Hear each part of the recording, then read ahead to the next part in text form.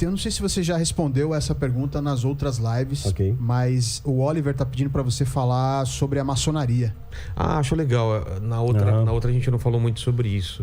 Não houve um ensejo muito apropriado.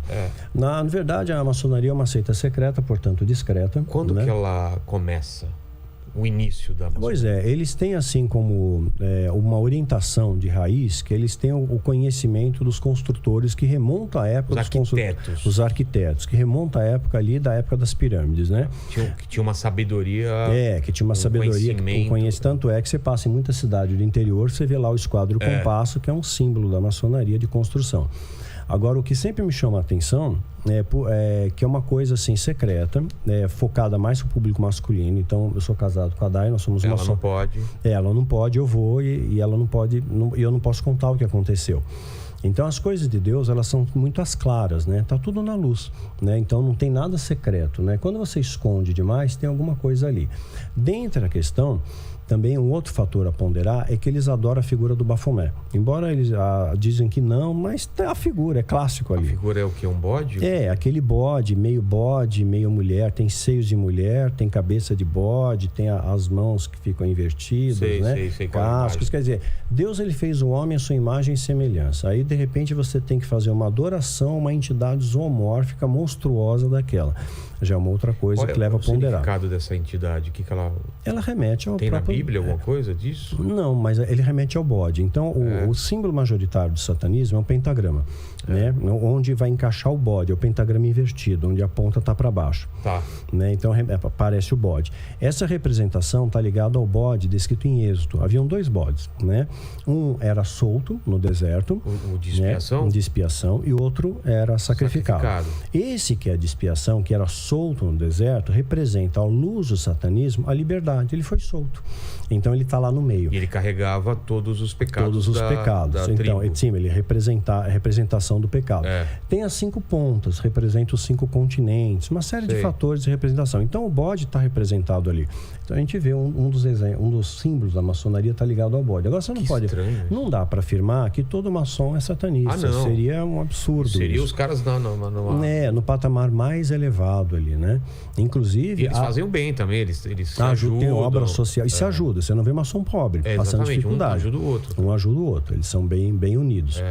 Né? Então, mas quando chega a eu acho que a patamares mais elevados, 32º, 33º, né? Se você tiver potencial, eles vão avaliar seu potencial, porque tem seitas mais escalonadas mais assim, eles vão te puxar para fazer parte de um outro time. Aqui no Brasil tem algum maçom famoso? Tem famoso. Nós vemos políticos famosos aqui no Brasil que são maçons. Quer ver um exemplo? Isso aí eu posso falar porque já foi, né? Jânio Quadros. Ele era maçom? Sim. Inclusive, um dos discursos de Jânio Quadros, quando ele faz a renúncia, né, ele fala: forças ocultas, né, me obrigaram a fazer isso. E ele era maçom. Provavelmente ele teve uma orientação da maçonaria para abandonar o poder. Tancredo Neves. Tancredo, né? Ele tinha ligações indiretas com a maçonaria, mas ele chegou a falar: olha, agora eu assumi, nem Deus me tira daqui. Triputia a Deus, né? E foi uma coisa muito estranha, porque ele estava bem. Você lembra que era só um porta-voz? Ninguém mostrava a cara dele. Era um porta-voz, passava o relatório médico dele e acabou, né? Então todo mundo estava olhando para Tancredo, ninguém sabia quem seria o vice, né? Então o vice sempre entra em momento estratégico. Então, a maçonaria ao longo da história teve muito poder. Nos Estados Unidos? Não, no mundo inteiro, teve bastante poder. Tem algum famoso nos Estados Unidos?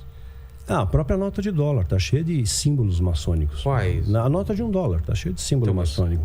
Qual que é o símbolo maçom? O olho lá tem o olho que tudo vê.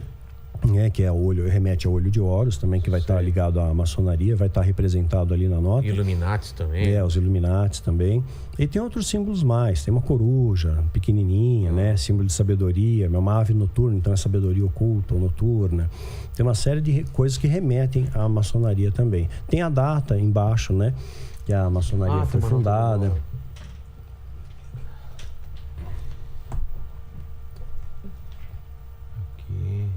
Olha aqui.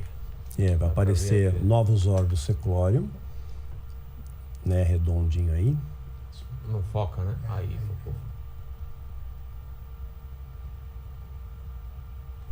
Tem bastante coisa. Aí tem muita coisa. A pontinha da pirâmide. A corujinha tá bem discreta, não dá pra...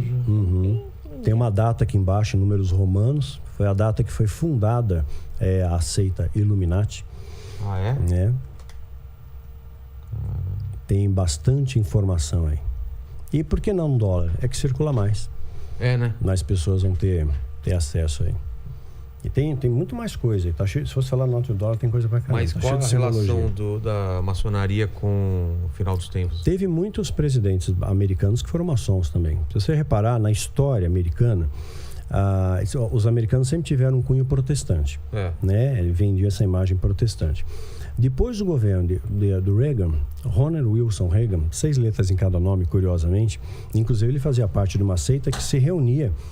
Eu acho que tiraram esse vídeo da internet, devem ter passado uma rasteira nesse vídeo. Era um canal chamado, acho que era Spirit Online, e tinha um vídeo chamado Adoradores do Diabo, onde ele mostrava pessoas muito importantes, dentre eles o Reagan, que se refugiavam numa fazenda para fazer um encontro secreto que ninguém sabia o que rolava lá dentro. Teve até um repórter que conseguiu se embrenhar no meio da mata e através tinha um lago, né? E ele conseguiu numa clareira filmar algumas pessoas fazendo parte da seita, e havia uma grande coruja ali, que é um símbolo da sabedoria noturna, né? Depois não se ouviu mais falar desse repórter, ele desapareceu. Então tem muita coisa curiosa aí. Aí depois o Reagan mudou, o arquétipo americano mudou. Ele era maçom? Não era maçom, mas estava ligado a uma seita satânica. Sei. Então, nem todo maçom está ligado ao satanismo, né? Entendi. Mas tem um livro, esse livro também foi banido. Não é interessante que você saiba a verdade. Então, tem muita coisa que traz à tona alguma coisa e aquilo é abafado rapidamente. Né? Lembra que uma época saiu uma matéria na Veja dizendo que a urna eletrônica foi fraudada. Né? Afirmaram, fraudaram as urnas em Alagoas. Né? Abafa essa história, a urna eletrônica. Não pode falar isso pro povo, né? Estados Unidos usa papel. Então você manipula voto, fato. Então abafa a notícia. Da mesma forma, né, essa questão do Reagan foi abafada também. Citou ali que ele fez parte daquele grupo, abafa a história, não fala mais sobre aquilo. Não tem muita coisa que às vezes sai uma centelha, vem outra, vem os bombeiros, né? Vem os bombeiros. A morte da Marielle. Acho que vão descobrir quem matou? Nunca vão descobrir. Ou já descobriram e não querem falar também. Não, né? ela esbarrou em alguma coisa. Ela descobriu alguma coisa. Entendi. Ela esbarrou. Se você observar a história, tinha um delegado, eu nunca vou esquecer disso. Ele deu uma entrevista no Fantástico até. Ele estava conduzindo as investigações e ele chegou nos atiradores. Ele falou, é questão de dias eu vou chegar no mandante. Aí o superior dele, o que fez? Promoveu esse delegado e mandou ele para a Itália fazer um curso sobre a máfia italiana. Tirou ele do caso. Nossa. Quer dizer, ele estava chegando e tiraram ele. As seitas, elas se protegem. Você nunca vai pegar o que um legítimo satanista faz. Eles têm juízes, desembargadores, promotores, políticos que se protegem.